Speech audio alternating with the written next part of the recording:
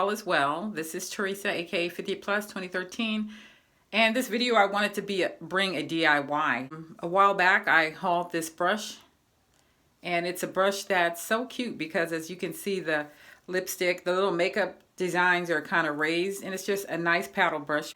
I live in a very old construction. So some things I'm just not happy with. So that brush came inside of this packaging right here. And I was about to toss it out. Then I saw all these little pieces of makeup. So I decided that I was going to cut them out. And I was going to glue them.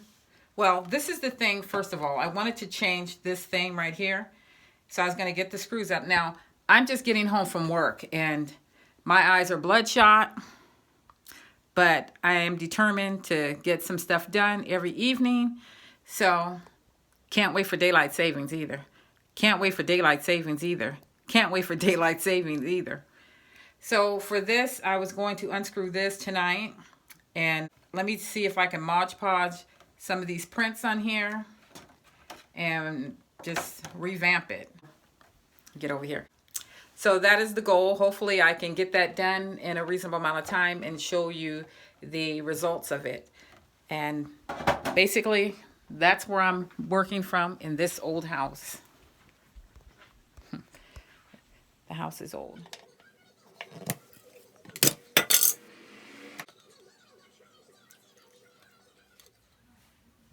These are the tools I guess I'll be using to do this with. So the Mod Podge. And I have this like X-Acto knife right here. It's just a sharp knife underneath there. Then this makeup brush, just a stiff makeup brush to paint the Mod Podge over the pieces that I cut out. Some scissors. The screws, I decided I'm probably going to use this OPI. I had this polish in a long time and I'm going to paint the top of the screws with that. And some tape in case if I have to hold some pieces down. I did go ahead and use this, which is Mr. Clean Eraser, and got the gunk off of it, cleaned it up, dried it off with an old rag. And the covering to the brush, I just opened it up flat.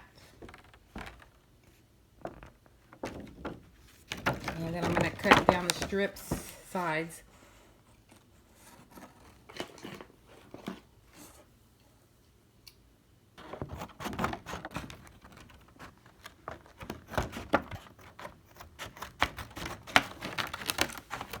Cut away what I don't need.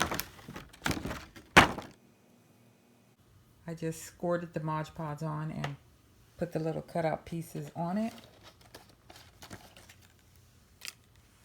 And I didn't have to cut precise because this is clear, so it was easier for me to like just lay them on there any old kind of way with some of that edge still on there because it's clear.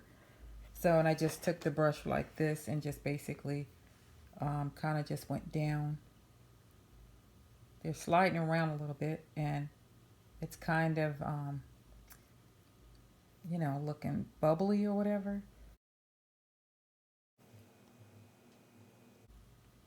If I need to put another coat on it, I will. I hate that this little plate itself is a little yellow looking. So, anyways.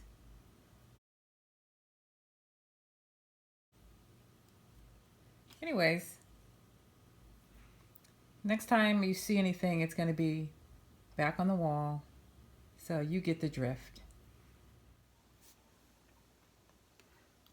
Well, here's how it turned out. Not too bad, but then again, it's really not as good as I thought it would be. But that is the end results. So with that being said, I thank you, and I will see you on my next video.